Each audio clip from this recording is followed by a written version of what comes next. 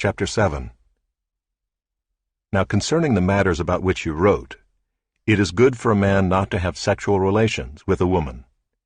But because of the temptation to sexual immorality, each man should have his own wife, and each woman her own husband. The husband should give to his wife her conjugal rights, and likewise the wife to her husband. For the wife does not have authority over her own body, but the husband does. Likewise the husband does not have authority over his own body, but the wife does. Do not deprive one another, except perhaps by agreement for a limited time, that you may devote yourselves to prayer. But then come together again, so that Satan may not tempt you because of your lack of self-control. Now as a concession, not a command, I say this. I wish that all were as I myself am. But each has his own gift from God, one of one kind and one of another. To the unmarried and the widows I say that it is good for them to remain single as I am.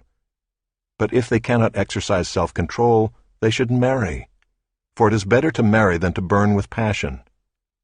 To the married I give this charge, not I, but the Lord. The wife should not separate from her husband, but if she does, she should remain unmarried or else be reconciled to her husband, and the husband should not divorce his wife. To the rest I say, I, not the Lord, that if any brother has a wife who is an unbeliever, and she consents to live with him, he should not divorce her. If any woman has a husband who is an unbeliever, and he consents to live with her, she should not divorce him. For the unbelieving husband is made holy because of his wife, and the unbelieving wife is made holy because of her husband. Otherwise your children would be unclean, but as it is, they are holy. But if the unbelieving partner separates, let it be so. In such cases the brother or sister is not enslaved. God has called you to peace. For how do you know, wife, whether you will save your husband? Or how do you know, husband, whether you will save your wife? Only let each person lead the life that the Lord has assigned to him and to which God has called him. This is my rule in all the churches.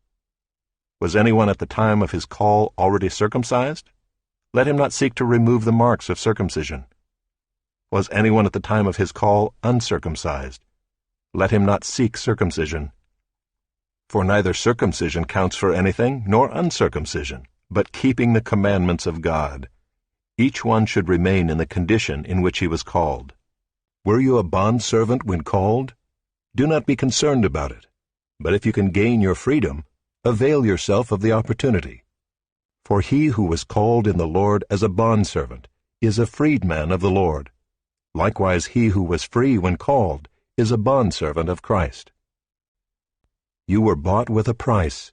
Do not become bondservants of men. So, brothers, in whatever condition each was called, there let him remain with God.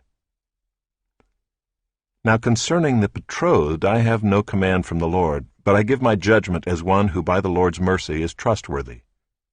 I think that in view of the present distress, it is good for a person to remain as he is. Are you bound to a wife? Do not seek to be free. Are you free from a wife? Do not seek a wife. But if you do marry, you have not sinned, and if a betrothed woman marries, she has not sinned. Yet those who marry will have worldly troubles, and I would spare you that. This is what I mean, brothers. The appointed time has grown very short.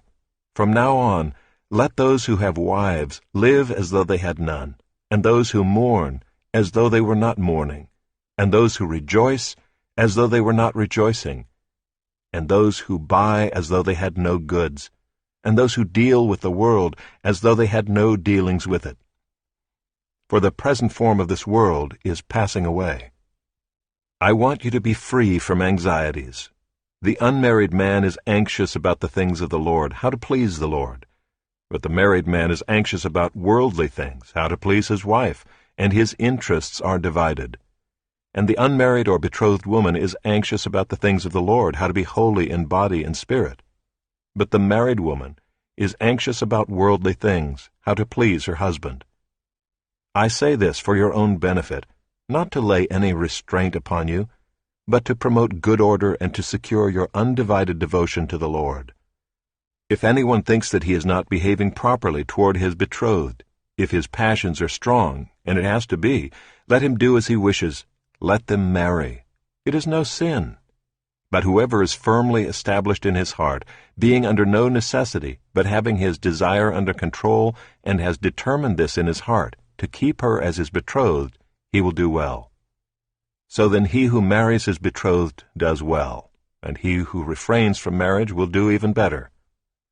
A wife is bound to her husband as long as he lives. But if her husband dies, she is free to be married to whom she wishes, only in the Lord. Yet in my judgment she is happier if she remains as she is, and I think that I too have the Spirit of God.